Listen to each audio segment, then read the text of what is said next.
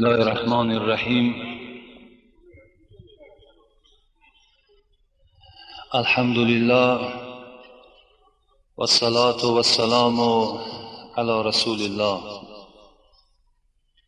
اولا همه شما را، پدرای عزتمند، برادرای مهربان، به این روز سید الایام تبریک و تهنیت میگویم و یک جایه با شما دعا میکنیم: اللهم طهر قلوبنا واستر عیوبنا واشفی مرضانا.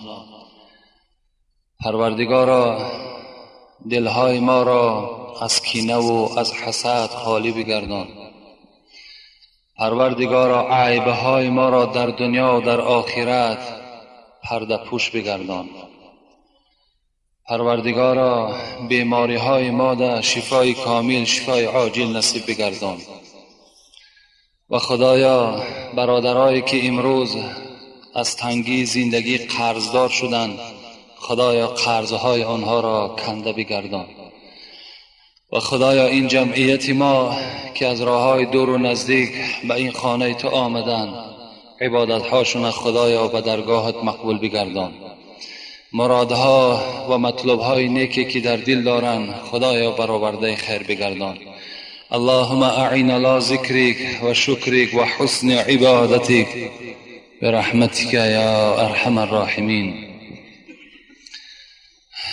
چگونه ای که جمعه پیشین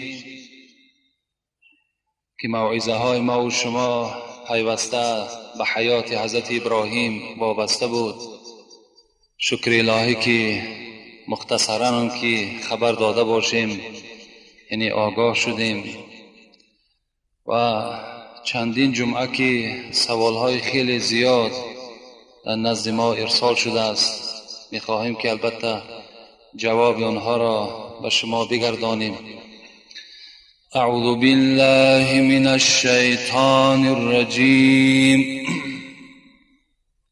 بسم الله الرحمن الرحیم.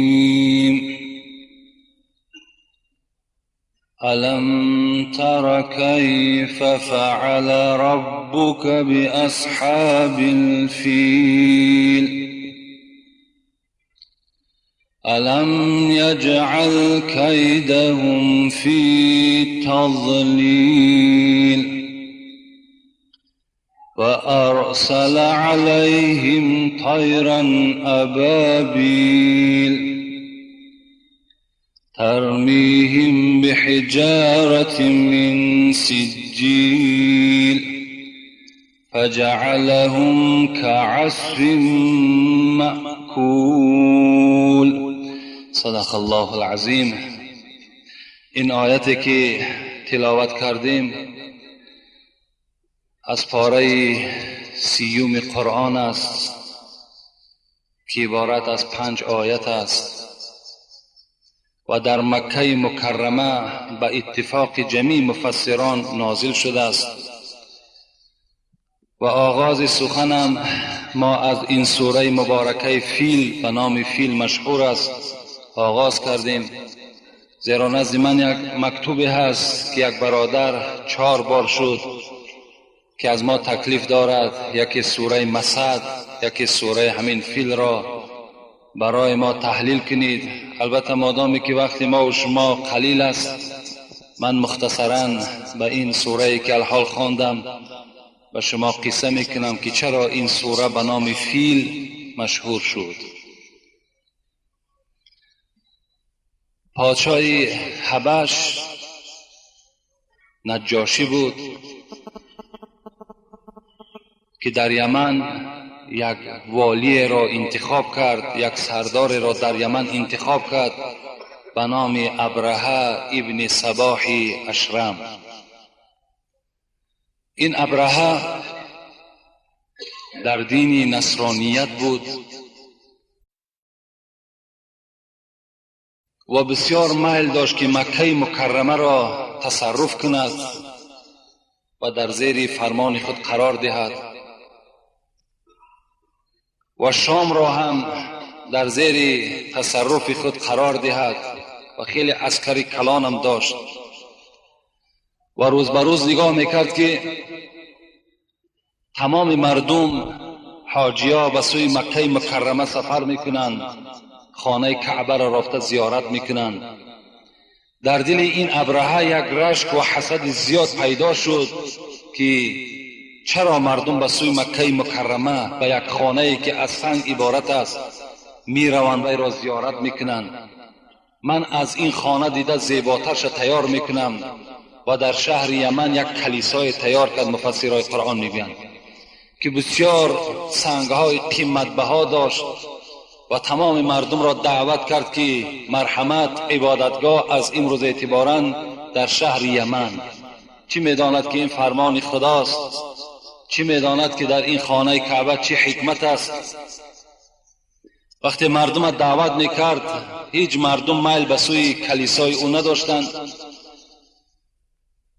و در پیش خود یک قصد گذاشت که اگر خانه کعبه را ویران کنم هر آینه مردم به سوی کلیسا و سوی این خانه‌ای که من بنیاد کردم به سوی این رجوع میکنند و باید که با این نیت خود برسد. چیکار کرد؟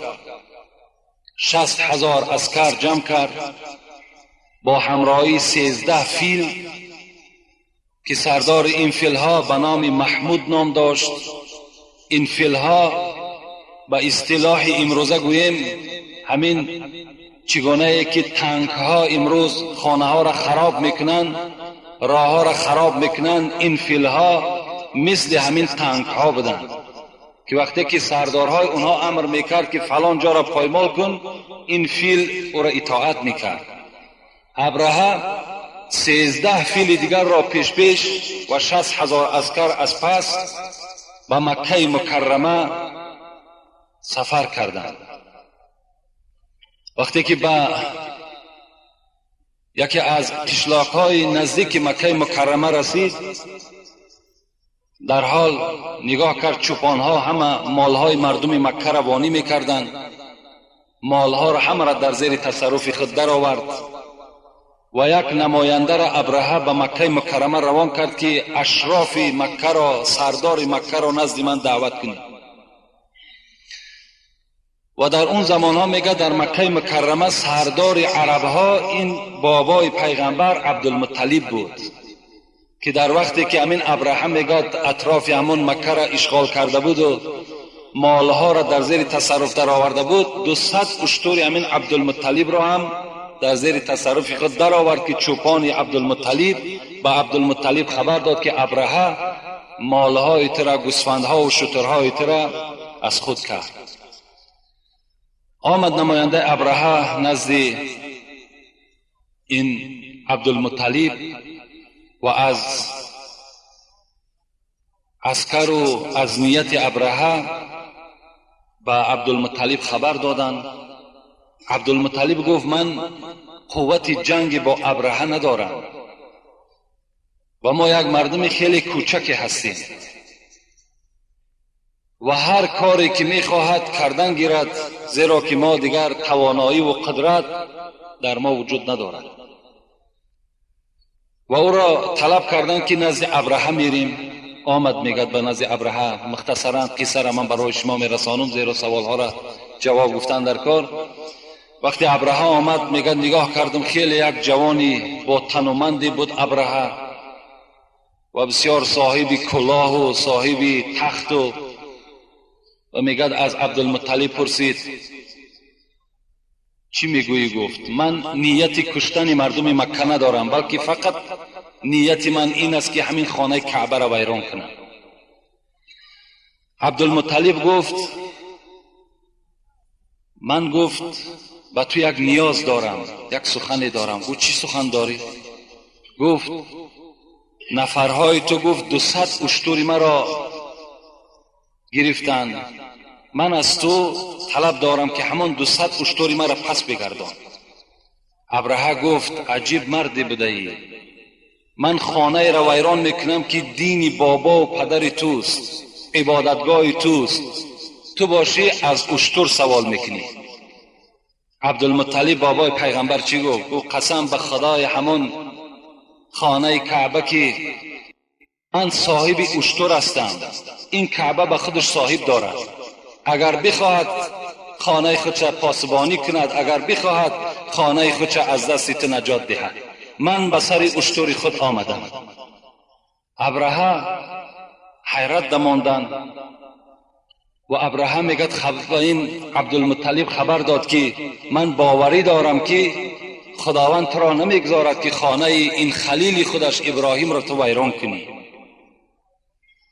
و عبدالمطلب پس گشته آمدند، مردم مکه را دعوت کردند صحبت ده گپ نزنید. وقتی که آمد مکه نزد خانه کعبه، قبیلش فریاد کرد و گفت که امروز ابرهه بیرون مکه قرار دارد با 60,000 عسکر و 13 فیل آمدگی باید که خانه کعبه را ویران کنند. همگی نزد خانه کعبه می رویم و از خدای خود زاره و تولا میکنیم که خداوند مدد کند که این خانه کعبه را این دشمن دین، این دشمن خانه کعبه ویران نکند. یک جای آمدن میگد دست در همون دروازه های کعبه زدند، گریه و تولا و زاری کردند که خدایا صاحب این خانه خودت هستی، این خانه را نگذار که این ابرهه ویران کند. یک جای دعا کردند میگه و همگی به سوی کوه بر آمدند و گفتند که ما زیر پای این عسکرهای ابرهه قرار نگیریم. بالای کوه بر آمدند و فرمان شد به ابرهه که هجوم به سوی خانه کعبه. نزدیک آمدند، به ناگاه همون فیلی که پیش میرفت به نام محمود بود، همین نزدیکی خانه کعبه در رسیدند میگد که زانوهای خودش قطع کرد که در زمین نشست. خداوند حیوان ادراک داد. حیوان میفهمد لیکن انسان نمیفهمد. همون محمود همون فیلی برجسته به زانوها زد، میگد دیگر هر چی که قمچین کاریش میکنن از جای خود نمیخیزد. وقتی وی را از جاش میخیزانند یعنی چهره او فیل به طرف پس میگردانند، میگد به سوی پس میدود لیکن به سوی خانه کعبه دیگر حرکت نمیکنند. همین زمان بود میگد عبدالمطلب که از بالا نگاه کردیم یک طریق همین پرنده های سیاهی که در اون ملک ما وجود نداشت، میگد همونها در آسمان یکی سیاهی پیدا شد. مفسرای قرآن میگویند که هر کدام این 3 سنگ داشت، 2 سنگ در پاها، 1 سنگ در همون نول خودشان داشتند و در هر یک سنگ نام عسکر ابرهه نویسانده بود که اینها را خداوند در قرآن چی میگوید؟ میگوید ترمیهم بحجارة من سجیل. اینا سجیل بودن، میگد این لایه بود که در پایهای همی پرنده ها که در دوزخ پخته شده بودند و هر کدام اینها بی نهایت گرمی بود که وقتی که عبدالمطلب میگد این پرنده ها را ما دیدیم بالای این عسکر ابرهه قرار گرفت و از هوا میگد مثل که سمالیات همان بمبه های خودش میپرتاید، میگه حواله میکرد. هر یک تیر به نشان خودش به صاحب خودش میرسید. زمانی که میگه میرسید همون زمان نگاه میکردیم که هر یک عضو جدا جدا میشدند و گوشت ها میگه از بدن چکار میکرد؟ جدا میشد. این حالت دیدیم، همگی به سوی خدای خود چکار کردیم؟ به سوی خدای خود گشتیم و گفتیم که خدای تو قادر هستی، تو توانا هستی. این الم تر کیف فعل ربک باصحاب الفیل، ای محمد آیا ندیدی و ندانستی که خدای تو با این عسکر فیل ها چی معامله کرد؟ اینا میگد مفسرای قرآن میگد که روز تولد پیغمبر بود. اینم یک معجزه پیغمبر بود. همین واقعه 40 سال پیش از بعثت پیغمبر بود، یعنی روز تولدش. روز تولدش ابرهه به مکه مکرمه چیکار کرده بود؟ هجوم کرده بود. الم یجعل کیدهم فی تضلیل، آیا ندیدی محمد که ما این دام و این حیله و این نیرنگی که آنها کشیده بودند آنها را ما برباد دادیم. الم یجعل کیدهم فی تضلیل ترمیهم بحجارة من سجیل، اینها را ما سنگباران کردیم با سنگهای سجیل. فجعلهم کعصف مأکول، بس گردانیدیم اینها را عصف گفته چی را میگن؟ کاهی که خایده شده است. مفسران میگن که وقتی که حیوان نخشار میکند و از لبهاش همون خوراک خایدگیش میغلطد، همین عسکر ابرهه را خداوند به همون کاهایی که خایده شده بود به همون مبدل گردانید. البته خدای ما و شما به همه قادر است. وقتی که اگر اذیت مسلمان از حد که گذشت، خدای مهربان به داد مسلمان میرسد. هر که با شمع خدا سازد پفو، شمع کی میرد بسوزد پوز او. البته هر کسی که به مقابل این شمع با این اسلام با این قرآن میخواهد که مبارزه برد، البته شمع او دائم در گران نیست. چراغ ظلم ظالم تا دم مردن نمی سوزد. چراغ ظلم ظالم تا دم مردن نمی سوزد. اگر سوزد شب سوزد، شب دیگر نمی سوزد. این ظالم قاعدش همین است. حجومش یک روز نصرت دارد، 2 روز 3 روز، عاقبت البته به البته در چای کندگیش این دشمن خودش گرفتار می شود. و در اینجا برادر باز از ما سوال کردن که درباره قصه های حضرت ابو حنیفه حکایت کنیم. انشاءالله اینم در اراده ما هست که درباره حضرت ابو حنیفه نعمان ابن ثابت که همه ما و شما الحمدلله پیروی مذهب ابو حنیفه هستیم و هزارها بار شکر به سوی خدا هم میکنیم که چنین امام پاک و پاکتینت را ما صاحب شدیم. از این خاطر در باب این حضرت هم یک روز اختیار میکنیم، گپ میزنیم. لیکن از همه شما دادرای عزیز، پدرای مهربان خواهش میکنم که در مذهب ابو حنیفه خیلی هوشیار باشیم. مذهبی هست که دنیای را اعتبار میکنه. اکثریت دنیای عالم همه پیروی مذهب ابو حنیفه هستند.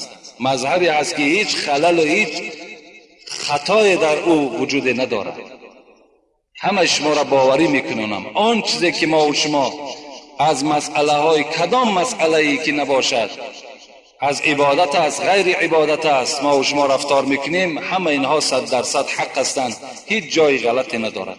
بعضی از برادرای ما و شما میگویند بعضی حدیث هایی که ابو حنیفه انتخاب کردن ضعیف هستند. خود همون برادرها چون ضعیف هستند. ابو حنیفه هیچ وقت ضعیف نیست. اگر یک عادی ترین ذره عبادت ابو حنیفه را ما و شما به جا بیاریم، باور که به سوی خدا باید شکر کردن در کار. حضرتان نه حلقی حرام داشتن، نه شکمی حرام داشتن، نه مثل ما و شما 3 بار در یک روز خدایی میخوردن، بلکه همه وقت در روی عبادت بودن، دائما در یاد خدا بودن.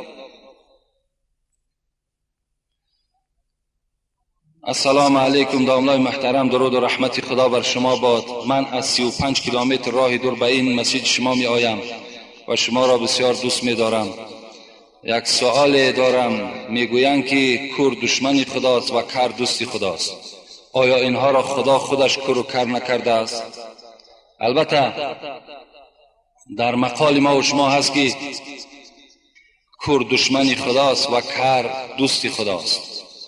لیکن این را ما و شما میتونیم از سوره انفال، خدا میگه استعیذ بالله ان شر الدواب عند الله الصم البکم الذین لا یعقلون. بدرستی این که بدترین شما، بدترین جنبنده در روی زمین کیست؟ کوران و کران و گنگان هستند. کورها، گنگها، کران، اینها دشمن خدا هستند. حتی در سوره دیگر چی میگه؟ در سوره اعراف آیت 179 میگوید اولئک کالانعام بل هم اضلوا اولئک هم الغافلون. این کورها، این گنگها، این کران از حیوان هم دیده پستر هستند. اینا طایفه غافل ها هستند. لیکن مقصد از این کور و کر و گنگی که در بین ما و شما زندگی میکنن اینها نیستند. کوران کسانی هستند که حقیقت را میبینن و پیرو نمیشوند. گنگها کسانی هستند که حقیقت را میدانن و نمیگویند. کران کسانی هستند که موعظه برای آنها شنیدن خیلی مشکل است. گپ حق را شنیدن نمیخواهند. اینا کران هستند.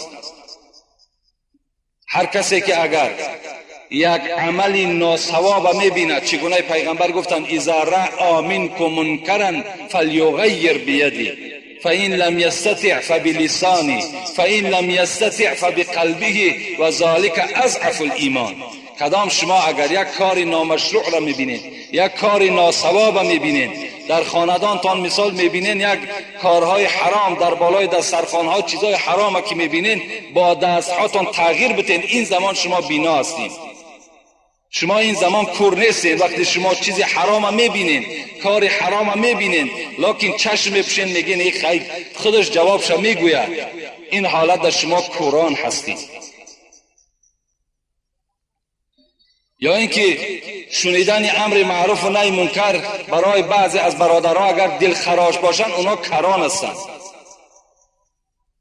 و اگر بعض انسان‌هایی که حقیقت نمیگویند، اونها گنگ‌ها هستند. اینا را خدا چی گفت؟ اولئک کالانعام، اینها حیوان هستند، بل هم اضل، حیوان هم خوبتر است. گفت خدا از حیوان هم دیده پستر هستند. اینا کرها و گنگ‌ها و کوران. مطلب از این است، نه این کورهای مادرزاد و نه این که به سبب بیماری ما و شما کر میشیم، گنگ میشیم و دیگر کسلات مبتلا میشیم. اینا در نزد خدا هیچ دشمنی هم ندارن.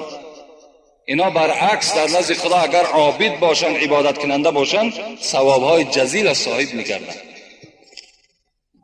السلام علیکم داملا که فخر ما هستی. درباره آدم‌هایی که دل‌آزار هستند سخنهای سخت و درشت میگویند. بسیارتر سخن گویید. آیا اسلام چی میگوید؟ اسلام ما و شما، پیغمبر خدا حدیث هایی که ترمذی روایت کردند که از نام ابو هریره هست، میگوید اکمل المؤمنین ایمانا احسنهم خلقا و خیارکم خیارکم لنسائهم. مکمل ترین شما از روی ایمان کیست؟ همان کسی که فعل خوب دارد، گفتار خوب دارد، رفتار خوب دارد. اینا گفتن پیغمبر خدا بهترین شما در بین شما به حساب می رود. نه آدمی که زبان درشت دارد، نه آدمی که دل‌آزار است. در دیگر حدیث که راوی اینم ابو هریره است، پیغمبر خدا میگوید ان المؤمن لا یدرک بحسن خلق درجه الصائم القائم. کسی که اگر فعل خوب دارد، گفتار خوب دارد، در نزد خداوند هر روز نویسانده می شود. اجر کی را، ثواب کی را؟ کسی که روز روزدار است و شب تا به روز نماز میخواند. کسی که روز روزدار و شب تا به روز نماز میخواند، چند قدر ثواب او نائل میگردد. انا همون مقدار ثواب خداوند در نامه اعمال آن انسانی که فعل خوب دارد، گفتار خوب دارد، خداوند کتابت میکند. هر کس که دل بنده ناشاد کند، شاعر میگوید هر کس که دل بنده ناشاد کند،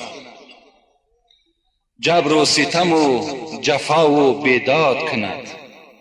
اگر آدمی که دل یک برادر ناشاد میکند، جبر میکند، جفا میکند، اینا را شاعر مکافات چی گفتند؟ در حالت مرگ و وقتی جان کندن خود، با درد و عذاب داد و فریاد کند. کسی که حالت مرگ می آید بالاش، حالت درد بالاش می آید، این روزهایی که برای آزار مردم جدا کرده بود، این ساعت و این روزها را در نزد خدا جواب میگوید، داد میگوید، فریاد میزند. درد او باز چند میشد؟ دو چند و سه چند باز زیادتر میگردد. کسی که در دنیا اگر یعنی همین فعل دل‌آزاری را داشته باشد، سعدی میگوید دل به دست آور که حج اکبر است، از هزاران کعبه یک دل بهتر است. دلگذرگاه جلیل اکبر است، کعبه بنیاد خلیل آزر است. اون کعبه را حضرت ابراهیم تیار کردن، لیکن دل گذرگاه جلیل اکبر است. این دل جای نشستگاه خدای ما و شماست. دل انسان ها را باید ما و شما به دست بگیریم، کاری کنیم تا حد امکان. باید که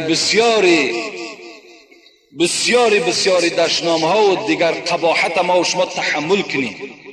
در حال غضبناک نشیم، در حال جواب او را نگردانیم. زیرا پیغمبر خدا گفتند بدترین شما کسی هست که تیز غضبناک می شود و دیر غضبش می رود.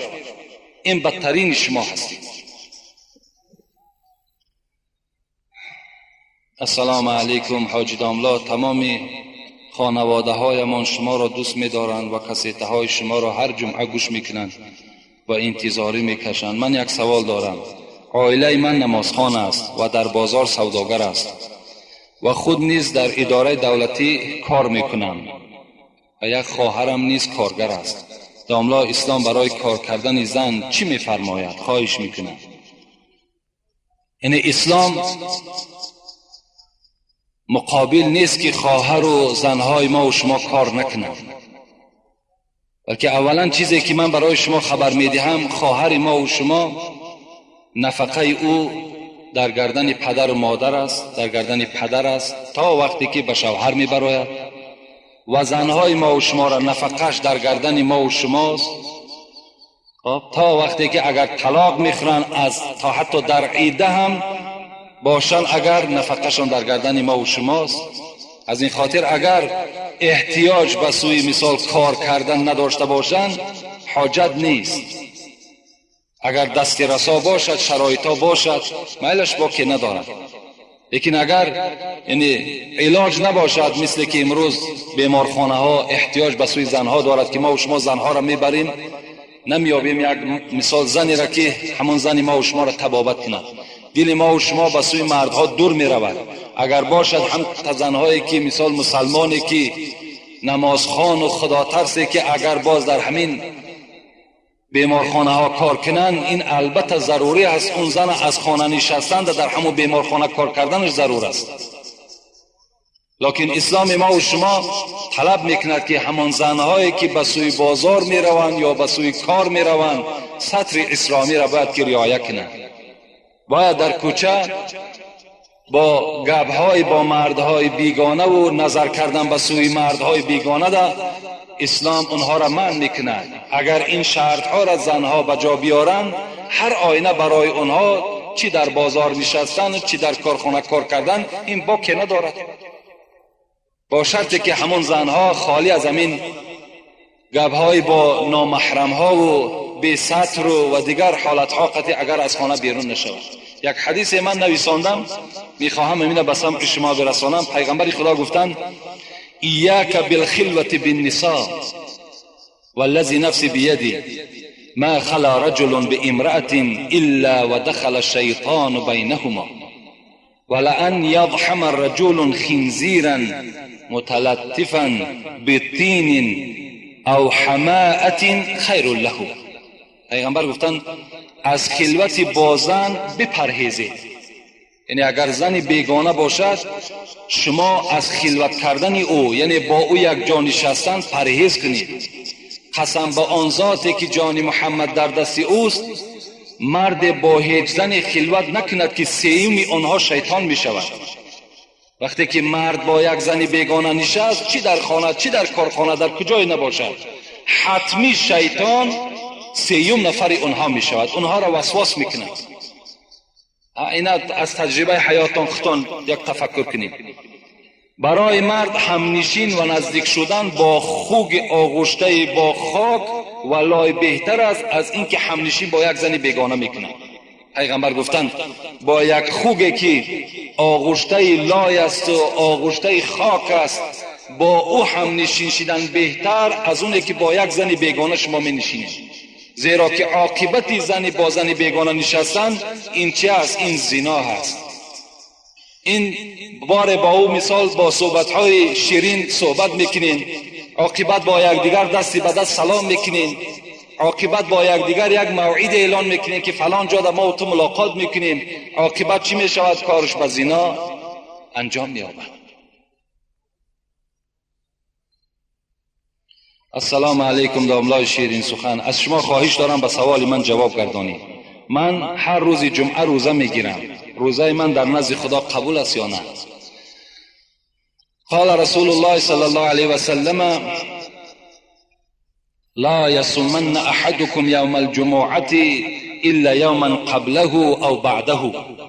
پیغمبر خدا میگوید شما هیچگاه خاصه روز جمعه را روزه نگیرید. اگر روزگیر هستین یک روز پیش یا یک روز بعد هم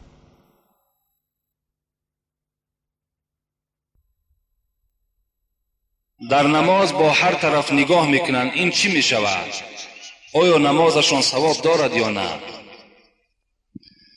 در مسئله نماز ما کو چند بیگاه شد بین قوم خود صحبت ها داریم، مسئله های نماز دائم بیان میکنیم. در نماز وقتی شما بی پروا باشین، به نماز وقتی اهمیت ندهین، یعنی وقتی نماز خواندن سجدگاه را نگاه نکنین، بلکه به هر طرف شما توجه کنین و خاطر شما پریشان باشد، این صورت در نماز شما هیچ ثواب باقی نمیماند، هیچ ثواب. زیرا یگانه عبادتی هست که گناه های شما را خداوند به سبب این نماز مغفرت میکند. یگانه عبادتی هست که شما با این نماز با خدای خود پیوست میشین و راست میگویید. حاتم اصم خدا رحمت کند در کتاب میگوید که وقتی که در بالای جای نماز می ایستاد، از او پرسان میکردند چگونه نماز ادا کردی؟ میگفت وقتی من بالای جای نماز می ایستم فکر میکنم که خانه کعبه در پیش من ایستادگی است. وقتی که من در عبادت می ایستم همچنان تصور میکنم که در پس پشت من عزرائیل ایستادگی است. این زمان یا زمان دیگر جان من را قبض میکند. وقتی من بالای جای نماز می ایستم فکر میکنم که بالای پول صراط ایستادگی هستم. این حاتم اصم میگفتند. یا امام بخاری از ما و شما در ترجمه حالش چی میگوید؟ میگوید وقتی نماز میخواند، در یک حکایش میارد که وقتی نماز بود کرد، حضرت میگوید بدن خود چه خبر گرفت، گفت بدن من بسیار سوخته کرد. وقتی نگاه میکند 17 زنبور 17 نیش زده است. 17 نیش در بدن حضرت امام بخاری زدگی بود. بعد نماز وقتی نگاه میکند میگوید که شاید زنبور باشد. در حالت نماز یعنی حتی درکدار نمیشده. امام غزالی خدا رحمت کند میگوید ان المصلین کثیر والخاشعین قلیل. نمازخوان بسیار است، الحمدلله. ببین همه نمازخوان است، لیکن کسی که از تحت تل نماز میخواند میگوید کم است. علمایی که با خشوع نماز میخوانند اینها کم است میگوید امام غزالی. والحاج کثیر والبار قلیل. حضرت باز چی گفتن؟ گفتن حاجی هم خیلی زیاد است، لیکن حج کی قبول شده است و حج های کی ها قبول میشن اینها خیلی کم هستند. و طیر کثیر والعندلیب قلیل. حضرت باز چی گفتن؟ گفتن که پرنده در دنیا خیلی زیاد است، لیکن بلبل کم است. والعالم کثیر والعامل قلیل. عالم هم خیلی زیاد است، لیکن عالم عمل کننده کم است. امروز الحمدلله در بین ما و شما عالم ها زیاد است، لیکن خدا داناست عمل اونها را که تا چه اندازه اونها عمل میکنند. باز بسیار فتنه ها و بسیار نافهمی هم از طرف عالم ها رخ میدهند. حتی رسول اکرم میگوید شما بر دین اسلام گریه نکنید وقتی که اگر پیشوای شما کسی باشد که عمل کننده در اسلام باشد، لیکن بر دین خودتان گریه کنید وقتی که اگر پیشوای شما یگان آدم جاهل و تنپرست و نفس پرست باشد. برای همین خیلی از شما خواهش میکنم که در مسئله نماز با احتیاط باشین، نمازها را خوب انجام دهید. حتی صوفی علیار حضرت چنان غضبناک شدن، گفتند دل جدا زبان جدا باشد، او کجا طاعت خدا باشد. دل جدا زبان جدا باشد، او کجا طاعت خدا باشد. جسم در خانقاه و دل در سیر، این چنین بندگی چی خط و چی خبر. جسم تو بالای جای نماز لکن دل تو و فکرت در دیگر جا، این چی گونه عبادت است؟ میگن دست در صبح زبان در یاد، دل در انجام دنیاوی فریاد. در دست تسبیح داری الحمدلله میگوی، لکن دل تو این قبول نمیکنه. میگن دل تو خاطرش فکرش در دیگر جاست. ظاهر خود حرقه پوشی ها، باطن خود مکر و فریبی ها. حضرت میگوید بیرون شما را تماشا کنن، یک عجیب یک منظره خوبه در بیرون شما دیده می شود، لیکن باطن شما همه مکر و حیله و فریب است. در آخر گفتن این چی طاعت چی بندگی باشد، مردنت به که زندگی باشد. مردن بهتر از این گونه عبادتی که اون آلوده فکر خیال باشد، آلوده ثواب نباشد. از این گفتن مردن بهتر.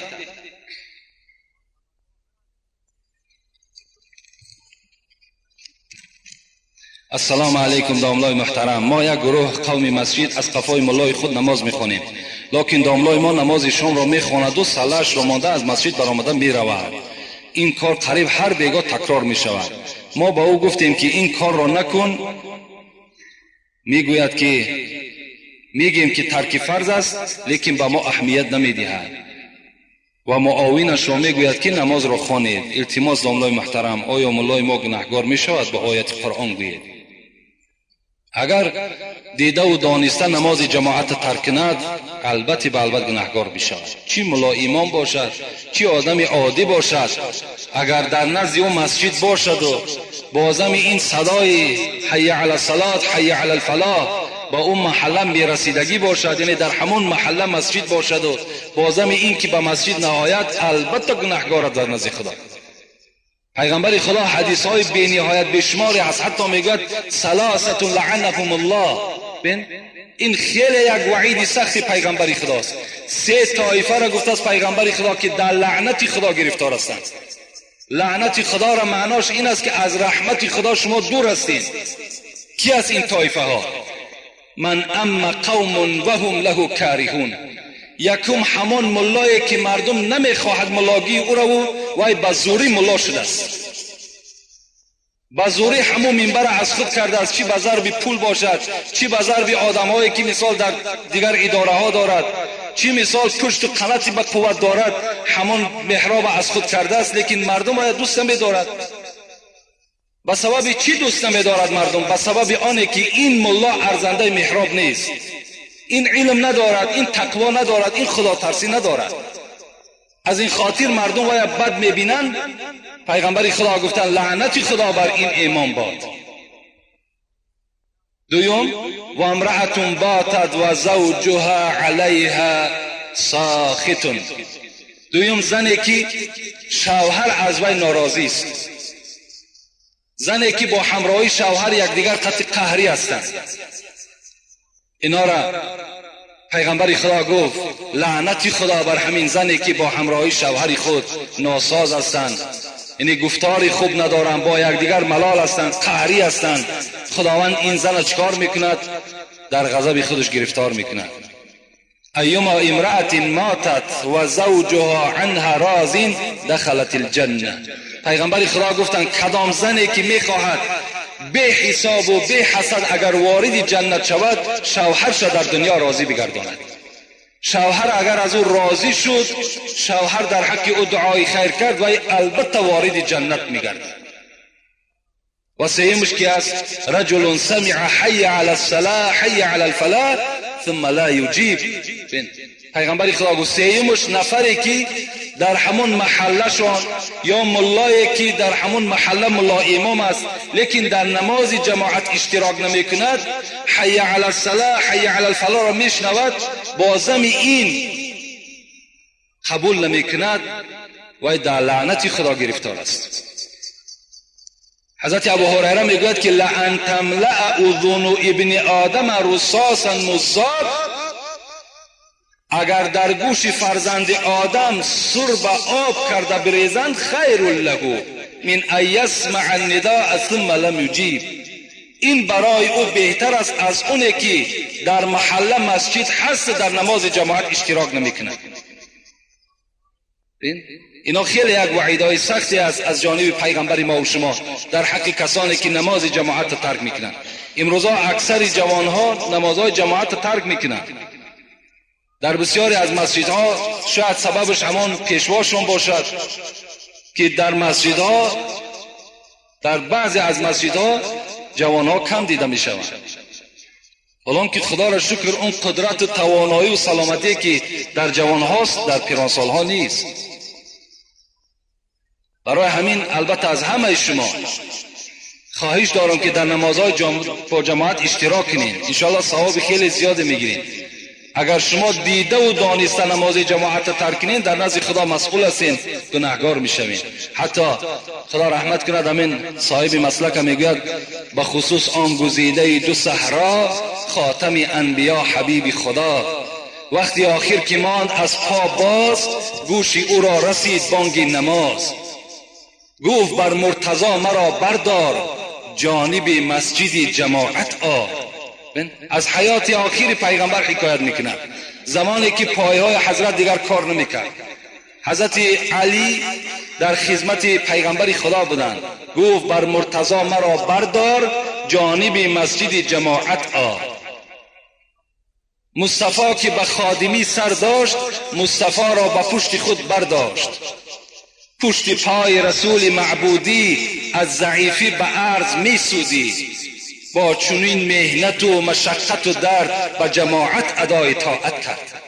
بن حضرت در حالتی که زمان یا یک حالت پس از دنیا می گذاشتند، ابوبکر صدیق پیش گذاشتند، حضرت پیش در آمدن نماز خواندند و پیغمبر خدا از پس ابوبکر اقتدا کردند، لیکن نماز جماعت اشتراک کردند. امروز مردم ما و شما چنان گفتی مولوی بندگان نفس را صد حیف نام بندگی، بندگان نفس را صد حیف نام بندگی، بنده صادق همان که رو به مولا میکنه. بی خبرها در فریب عشرت امروزن، با خبرها روز و شب انجام فردا میکنه. امروز بندگان نفس ما و شما شدیم. اگر در کدام معرکه که فوق‌العاده به گوش ما رسید که در فلان جا معرکه است، چی بامداد باشد چی پیشین باشد، حتمی در مسجدش نماز جماعت میخونیم، خاطر همون معرکه همون آدم. لکن از اون معرکه که در جنت خدا برای تو آماده کرده است، از اون معرکه تو چی هستی؟ بی خبر هستی. با یک شوربای پخته است ناپخته این مرد چند کیلومتر طی کردی آمدی، و لیکن برای اون طعامهای بهترین جنت هیچ اهمیت هم ندادی. السلام علیکم. دامنای شیرین سخن میخواهم به سوالهای من روشنی اندازی. اگر شخصی که در زمستان احتلام شود، سحر خیزد که آب گرم نیست، اگر آب گرم کند وقتی نماز میگذرد، این شخص تیمم کند ممکن است؟ تیمم یعنی خلیفه طهارت است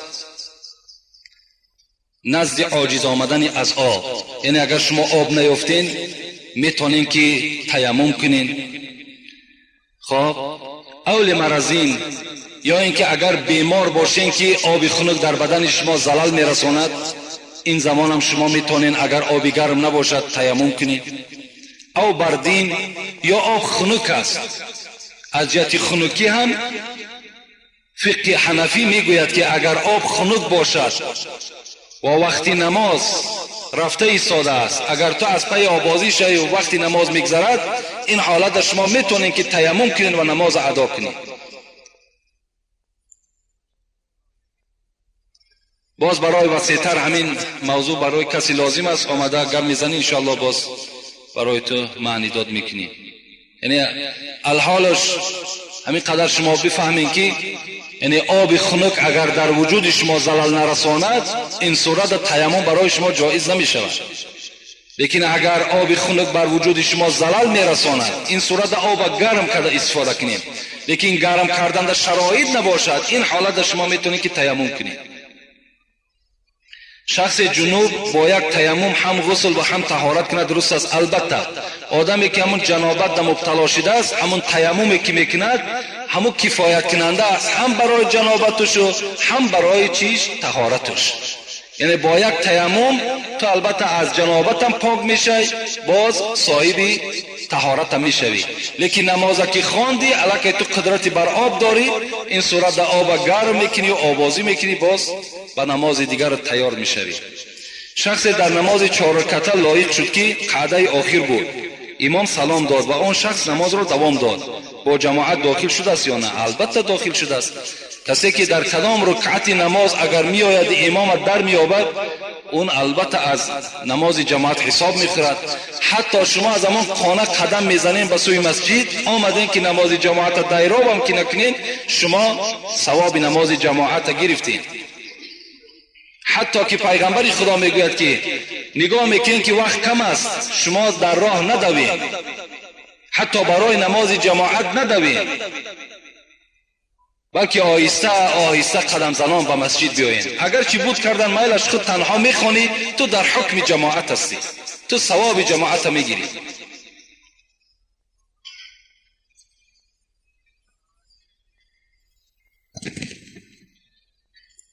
السلام علیکم داملای عزیز، التماس درباره عاقبت و آخرت شخص حرف زنید که دیده و دانسته مال شخص دیگر را بسم الله گفته از آن خود میکند.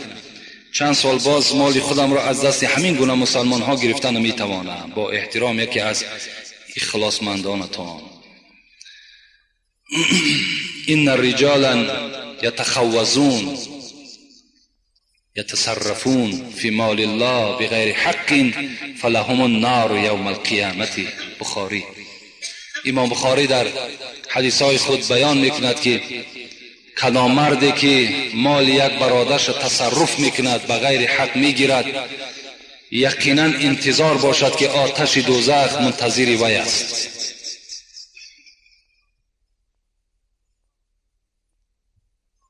تو ای صوفی، گفته حضرت مولوی، تو ای صوفی که در بر میکنی دلق کن اول احتیاط از پاکی حلق.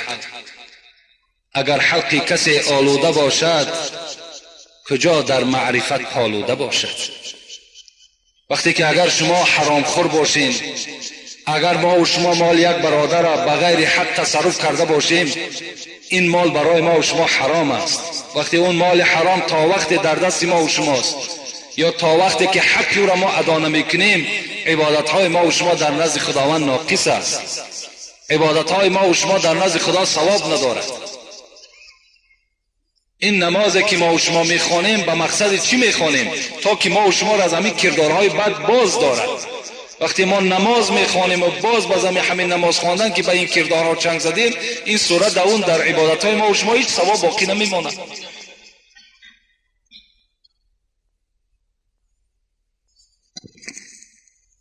السلام علیکم داملای شیرین سخن، من از شما خواهش دارم با همین سوال من جواب دهید. بعضی آدمان میگویند که آدمی بیوه صدقه و معرکه کند قبول نیست. خواهش میکنم با همین سوال من جواب بدهید. سوال را دادم، جوابش را منتظرم. یعنی آدمی که بیوه گفتگی، یعنی یک آدمی بی سرپرست، آدمی بیچاره کمبغل، وقتی خیر احسان میکند، در اصل خیر احسان او در نزد خدا ثواب ندارد. اسلام ما و شما به ما و شما بسیار یک کمک های زیاد دادگی هست. حتی خدا در قرآن میگوید لا یکلف الله نفسا الا وسعها. هیچ بنده را تکلیف نمیده مگر قدر قوتش. پیغمبر خدا میگه لا اشتری شیئا لیس عندي ثمنه. هیچ چیز نمیخرم تا وقتی که اگر در کیسه من، در جیب من اگر پول نباشد. امروز ما و شما چنان معرکه های کردیم، با چنان معرکه های کرده ایستاده ایم که هیچگاه ما و شما از قرض خلاص نمیشویم. هیچگاه. اگر همین عمل های ما و شما باشد، همین اسراف های ما و شما باشد، من به همه شما پیشکی خبر میدهم که هیچگاه شما بای نمیشوید و هیچگاه پای شما در یگان ماشین سبکرو نمیدراید. یعنی همه وقت شما خار و ذلیل میشین در صورتی که اگر بر اسراف شما راه دید. بین باور کنین یک معرکه های داریم که هیچ اوکی اونا را دیگر من بیان کرده نمیتوانم. آمده همه اینها بعد چی میشود؟ اسلام گناهگار است. امروز فرزندای ما و شما از حساب همین خراجات های بی معنی و از همین خراجات های بی فایده و اسراف ما و شما در بدر شدند. فکر میکنیم همین $1000 و $2000 که از ملک های روسیه میارن همین را به یک آسانی به دست میارن. $1000 همون کارگرها را پرسان کنید که در کدام حالات بیچاره‌ها روز گذرانیدن، آمدن رسیدن که باز در همینجا خیر خدایی سر می شود. از همان سومی که به زحمت به مهنت آورده استش باز $100 و $200 را باز خیر میکند. این چی معنی دارد آخه؟ اسلام هیچ وقت ما و شما را تکلیف نمیدهد. اگر ما و شما اراده ثواب داشته باشیم، اگر شرایط نداریم، خیر احسان را دست نزنیم.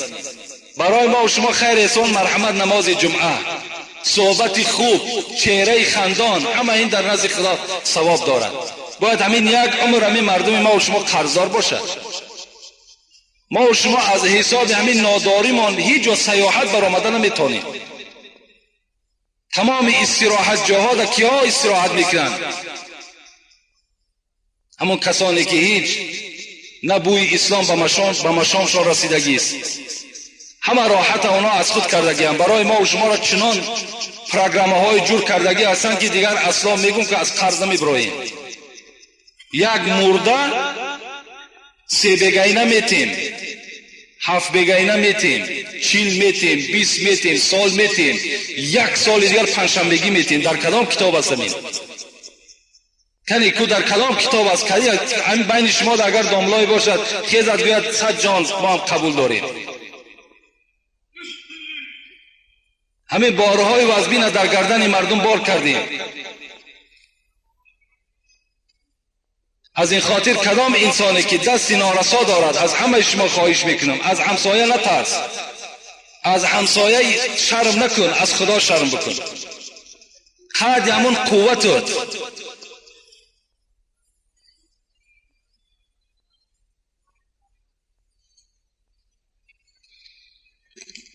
این است خاص اسلام ما و شما. حتی پیغمبر میگوید ابدا بنفسک فتصدق علی. اول نفس خود تسیر کن، اول خودت از لباس و از خوراک خودت تأمین شو، بعد از آن زن و فرزندها تا تربیه کن، بعد از آن خیش قومیت تا برسان. وقتی که اگر دستی تو از همه اینها که زایتی شد، بعد مرحمت بیرون برا، خواه همسایه میره، خواه کجای ده که خیر احسان میکنی. السلام علیکم داملای عزیز. موی سفیدانی پیشترم میگویند که در شب چهارشنبه باید که بازن خواب خیز نکنی. راست است. باز میگویند که در روی الافزار بازنت علاقه جنسی نکنی، زیرا فرزندی ناصالح میبراید. اکنون فرزندی صالح و ناصالح این به خدای ما و شما وابستگی دارد، به الافزار و به روز چهارشنبه وابستگی ندارد. اینا هیچ دلیل اصل ندارد، هیچ دلیل اصل ندارند که در روز چهارشنبه یا روز دوشنبه مثال بازن خانه‌داری کردن دیگر هست. اینا هیچ معنی ندارد. هر کسی که قدرت دارد، خواه در روز است، خواه در سحر است، خواه در پیشین است، در کدام حالتی که نبیش مالی توست، مرحمت استفاده کردن بگیر. اینا هیچ اصل ندارن. اسخانو گفتن، حضرت گفتن، صاحب 4 کتاب گفتن، لیکن به اساس است، اصل ندارد، دلیل ندارد. شاید که همون صاحب 4 کتاب همین را نگفته باشد، شاید همین اسرائیلیت باشد، همین دشمنان اسلام برای مسلمان ها ممکن که داخل کرده باشد، تا که همون روز چهارشنبه شاید که مثال همون مرد اشتهای زیاد داشته باشد. اسلام منش کرده است، گفته است دیگر همین نعمت بعد محروم می شود. السلام علیکم داملای شیرین سخن. من یک شخصی نزدیک دارم که او زنش را طلاق کرده است و با ما همدیگر مصلحت کرده تا طلاق مرا هیچ کس نفهمد. گفته با همدیگر زندگی دارند و بعد از طلاق از آنها پسر بچه به دنیا آمد. از شما خواهش میکنم که به این سوال جواب درست دهید که تا اینکه با واسطه دیگر شخص من جواب این سوال را به اون انسان برسانم. خاک و پنهان، خدا در قرآن میگوید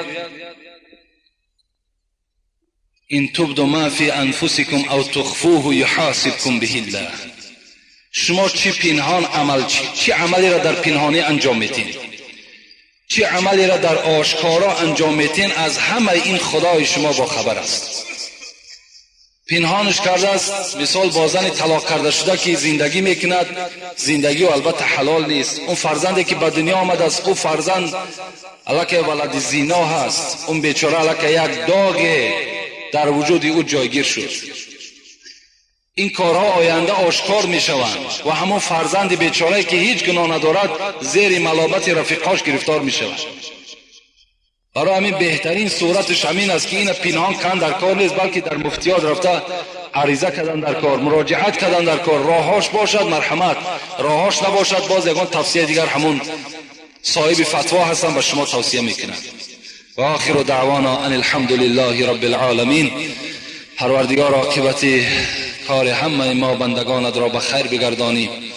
مرادها و مطلوبهایی که در دل این بندگانت است خدایا با فضل و کرم خود برآورده خیر بگردانی و تمام آن سردارهایی که بالای سر داریم خدای مهربان اولا توفیقشان را رفیق بگردانی، محبت قرآن و اسلام را در دلشان جایگیر بگردانی و خدایا محبت این ملت تاجیک در دلشان جایگیر بگردانی و تمام آن نقشه های نیکی که برای آباد کردن این تاجیکستان ما دارند خدایا موفقشان بگردانی. اللهم اعین علی ذکرک و شکرک و حسن عبادتک برحمتک یا ارحم الراحمین. دیروز یک مجلس بود در مسجد بابای ملا حیدر با اشتراک همین داملاهای شهر کولاب گذشت و بعضی از کارمندهای حکومت هم اشتراک داشتند. اونجا یک اعلام بود، گفتن که به سمع همین مردم کولاب برسانید. امروز هم شما با فکرم که آگاه هستین از برنامه‌های تلویزیون هم که کار مسجد بابای ملا حیدر شروع می شود با دستگیری حکومت. یعنی شاید که فرمان آمده باشد که همین مسجد آباد کنند و 2 روز پیش علاکه $1000 خود رئیس حکومت گذراندگی است در همون صورت حسابی که علاکه در بانک ملی ہوئی کردگی هست و دیگر نماینده های حکومت هم صد سامان و هر کسی که مقدار قوتش گذرانیده ایستاده است و از ما خواهش کردن که به سمع همون مردمی که در اطراف شما هستن برسانید که هر کسی که برای آبادانی همون مسجد، بنای همون مسجد میخواهد، همون بانک ملی میرود، همون جا یعنی حسابچی و همون کسیر و همش هست، اعلان میکنیم که چند سومی که داشته باشید برای خاطر ثواب همونجا چک کرده در دست تو همون کاغذ میتن که مثال چند سوم شما در همون مسجد گذرانیدید و گفتن که اعلان کنیم که ملا حیدر در کار سومی کار نداره. ملا حیدر از کارهای سومی دور کردگیان که تا که مثال باز و بعضی همون آوازه و مثال ناباوری هایی که بود همونها در دل مردم جان نگیرن و رفته همین کار انجام بدن. لیکن من فکر میکنم خیلی کاری خوب است. باور کن اگر همون آباد شود او برای ملا حیدر نیست یا او برای یگان داملای دیگر نیست، او برای مردم کولاب ما و شماست. آینده او میدان و او شرایطی که در اون مسجد است، در اون مسجد مهمانخانه هم می شود، در اون مسجد جای تعلیم همین مدرسه بچه ها هم می شود. انشاءالله فکر میکنم که آیندهش خیلی نیک است و تمام داملا در همونجا جمع می شوند، مثال با تعلیم همین فرزندای مردم کولاب آماده می شوند. برای همین کدامید که اگر قوت دارین، قدرت دارین، شرایط دارین، مرحمت اینا درهای بانک ملی کشادگی است، در همونجا صورت حساب مخصوص دارد. لیکن باز کدامید که اگر میخواهین مسجد ما هم تعمیرش رفته است، اگر یکی خواهشمنده هم که باشد اکن مسجد ما با او اندازه نیست لیکن میشود آخه طهارت خانهش رفته است. انشاءالله نه پهلوش هم آبادی ها در نظر داشتگیم. اگر باشد مرحمت کسی که در اون طرف و این طرف تاویه که مثال در همون راه های اسراف سر می شود، ما شما مثال پولی کلان طلب نداریم، هر کسی که مقدار قوتش برای ثواب خلاص. خداوند عاقبت همه ما و شما را بخیر کند. آمین یا رب العالمین.